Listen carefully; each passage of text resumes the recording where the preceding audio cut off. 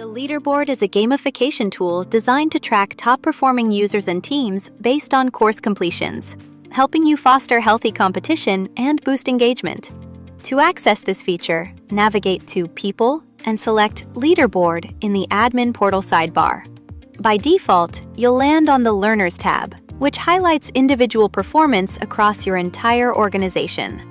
At the top of the page, a podium visually highlights your top 3 performers, displaying their avatar, name, and total completions. Below the podium, the remaining learners are listed in descending order. Switching to the Groups tab allows you to view course completions aggregated by specific teams or departments.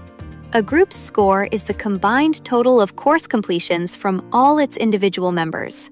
Just like the Learners view, the Groups tab features a top 3 podium, followed by a ranked list.